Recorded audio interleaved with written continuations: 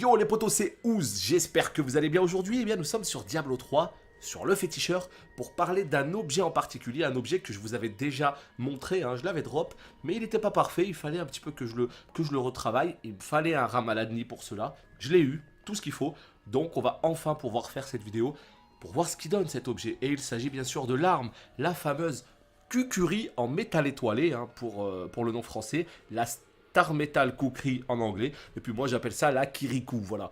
Je pense que je suis l'un des seuls débiles à l'appeler comme ça, donc vous ne m'en tiendrez pas rigueur. Mais en tout cas, voilà, quand je vous parlerai de Kirikou, il s'agira de cette dague. Alors, bon, j'ai eu quand même un jet correct, hein, 1399, donc on est sur 1400, c'est plutôt correct. J'ai été chercher les 10%, j'ai 749 intel, j'ai du dégât des coups critiques, bon, de manière assez correcte dans l'ensemble. Et j'ai pu aller chercher justement ces 10% et mettre le fameux don de Ramaladni. Donc c'est cet objet, hein. Lorsqu'il tombe, il n'a pas de nom au sol, vous voyez? Il n'a pas de nom, donc on peut passer à côté, faites attention. Mais cet objet permet d'ajouter une chasse, donc un affixe de plus.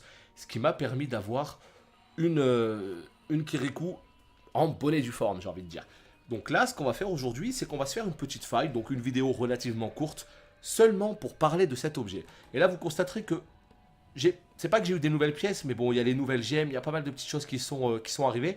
Et si vous voulez, voilà, la pet doctor, hein, donc l'aspect pet du féticheur, a un petit peu changé avec le patch. Je vous prépare une petite vidéo qui sera beaucoup plus longue, enfin beaucoup plus longue, qui dépassera, on va dire, les 10 minutes, et sur laquelle, voilà, on parlera plus en détail de cette fameuse pépette, ce qu'elle vaut actuellement avec les Greater Rift, est-ce qu'elle est plutôt équivalente à l'aspect Jade ou non, enfin voilà, on parlera de tout ça. Là aujourd'hui, on parle de la Kirikou, qui est juste, mais c'est, oh là là, c'est magnifique ce genre d'arme. Là vraiment, lorsque je l'ai vu tomber, hein, la première fois, j'étais content. Je me suis dit, qu'est-ce que ça vaut comme arme? On en parle pas mal, est-ce que c'est cool ou pas? Et il s'avère que ouais, c'est plutôt génial. Là, comme vous l'avez constaté, sur 2 packs, j'ai pu déjà faire 2 pogos. Donc là, le but du jeu, regardez. Gardez un œil sur le skill 3 et le skill 4. Regardez à quelle vitesse ça va se reset. Hein.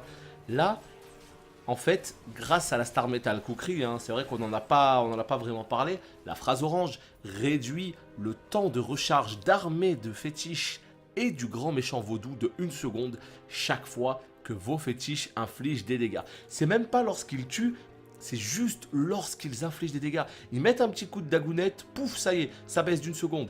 Étant donné que là j'en ai quand même un petit paquet parce que je joue avec le passif, hein, sycophante. Donc le fameux passif, à chaque fois qu'on touche un ennemi avec un sort, on a 10% de chance d'en invoquer un. Maintenant, grâce à l'immense intelligence de Blizzard, enfin nous avons le compteur des pets là-haut, là, regardez-moi ça. Ça a mis quand même 2 ans, hein. Mais bon, allez, qu'est-ce qu'on a? On a un bâton, tiens, ça fait longtemps que j'avais pas eu de bâton. Donc au final, regardez, j'ai 8 et 15. 8 et 15, si vous êtes bon en maths, ça fait combien? 23. Eh oui, 23 petits fétiches qui sont là pour se battre. Attendez, 5, ouais. Oui, c'est bien ça, 23. Donc 23 plus moi, 24, plus mon chien, 25, et plus mon templier, 26. Nous sommes 26 à tabasser. Donc là, effectivement, c'est vraiment une armée, hein. Donc moi, c'est ce qui me plaît beaucoup chez le féticheur, c'est ce côté surnombre. Et donc, sur les 26, on a 23 fétiches qui vont venir réduire le cooldown d'armée des fétiches et du grand méchant vaudou. Alors, le grand méchant vaudou, c'est... On augmente la vitesse d'attaque de 20% de tous ceux qui sont dans la zone. Hein.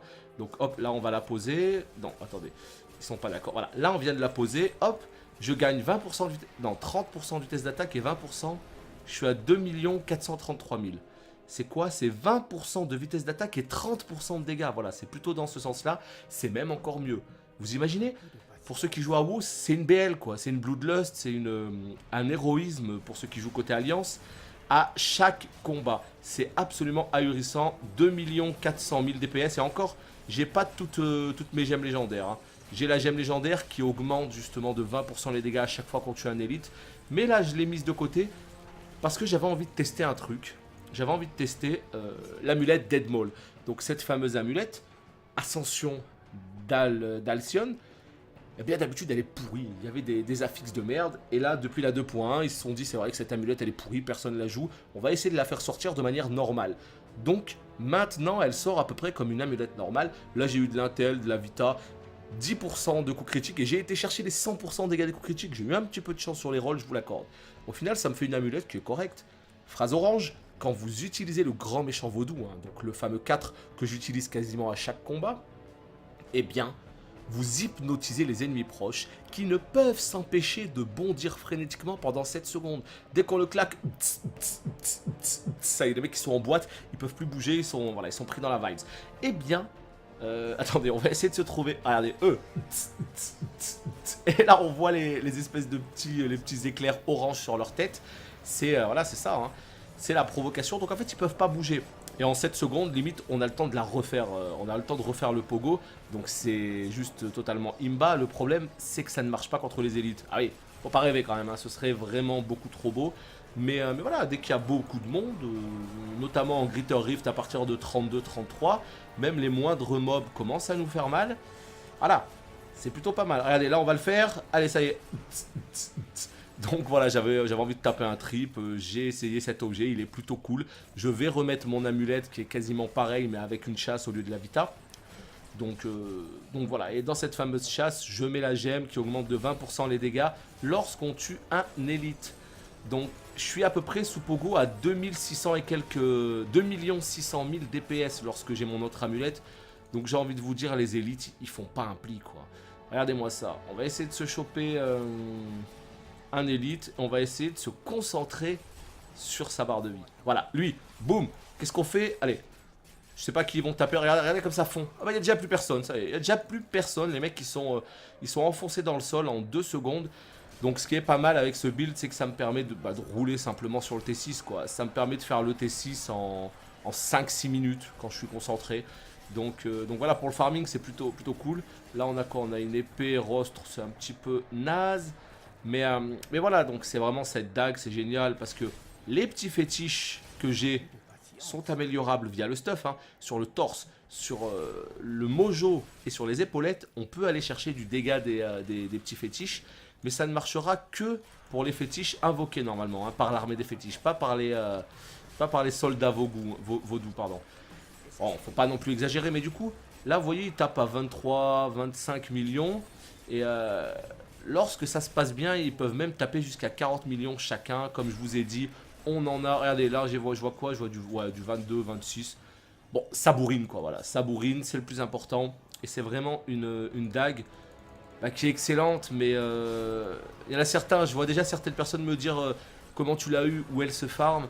Malheureusement les amis, c'est que de la chance, c'est que de la chance. Là, ce que vous devez faire, c'est essayer de farmer le T6 le plus vite possible avec le build que vous avez, avec les pièces, le stuff dont vous disposez. Et plus vous allez farmer le T6, plus vous allez le farmer vite, plus vous allez provoquer cette chance. Et puis à un moment donné, vous allez voir dague cérémonielle et ce sera peut-être celle-ci. Mais il n'y a pas de mystère, c'est qu'une question de chance. Il y a des gens, ils vont jouer 500 heures, ils ne l'auront pas. Des gens, ils vont jouer 20 heures et ils l'auront. Donc voilà, continuez à jouer. Et puis à un moment donné, ça finira par tomber. C'est comme la Witching Hour, la fameuse l'heure du crime. C'est pareil, c'est un drop rate très très bas. Autant la Witching Hour, on peut gamble, on peut aller chez Kadala pour aller acheter plein de ceintures. Autant les armes, je suis moins fan. Hein. Franchement, la cookerie chez Kadala, faut vraiment avoir... C'est même plus de la chance à ce niveau-là. Mais pourquoi pas, si vous avez plus rien à faire avec vos cristaux, voilà, acheter des armes, hein, ça peut peut-être tomber de cette manière hein, aussi. À voir, à voir. Mais en tout cas, ouais, il n'y a pas de secret, c'est vraiment jouer, jouer, jouer. Et puis à un moment donné, elle finira par tomber. Après, comme je vous ai dit, aujourd'hui, on va pas parler de l'aspect pet par rapport à l'aspect jade et tout. Mais ça, voilà. La prochaine vidéo sur le féticheur, on en parle directement, promis. On essaye de comparer un petit peu tout ça. On essaye de voir si cette pépette est aussi intéressante qu'elle l'est sur le papier, en tout cas. Mais voilà, l'arme est un indispensable pour, justement, jouer ce pépette. Je pense, hein, en tout cas. Parce que là, les fétiches... ils sortent tout le temps, on n'a pas besoin de galérer parce que normalement, ce qu'il faut savoir c'est que ce que je spam, hein, le skill 3 et 4, c'est 120 secondes de recharge les deux. Hein. C'est des CD à 2 minutes, donc c'est des ultis on va dire. Hein. C'est pas vraiment des petits skills tout mignons, hein. Regardez, ça se reset immédiatement. Voilà, là on est sur un jaune, je les claque. Hein. Allez, 1, 2, 3, 4, 5. 5 secondes ça a mis, vous avez vu ? Ça a mis 5 secondes pour reset des CD qui normalement devraient se reset en... oulala, attends, il y a du monde là, on va essayer de se concentrer. Il est où? Ah, il est là-haut. Allez, viens par là. Voilà. Hop, regarde sa vie, regarde sa vie. On est en T6 les amis, on est en T6. Moi ça me fait halluciner parce que là depuis que j'ai repris Diablo, bon bah j'ai continué à jouer mon fétiche, je l'ai stuffé un petit peu par-ci par-là. Et avec la 2.1, j'ai vraiment l'impression que le T6 a été nerf. Alors n'hésitez pas à me dire si c'est le ressenti que vous avez vous aussi. Normalement en T6, putain je galère normalement. Enfin, c'est pas que je galère. Avec le stuff ça finissait par aller. Mais je tuais pas les mobs aussi vite. Et puis ça faisait très très mal et tout. Et malgré mes skills défensifs, hein, parce que j'ai quand même le serpent ucapien qui réduit les dégâts. J'ai l'unicité, j'ai encore autre chose, je ne m'en rappelle plus. Serpent ucapien, unicité. Bon, c'est déjà pas mal.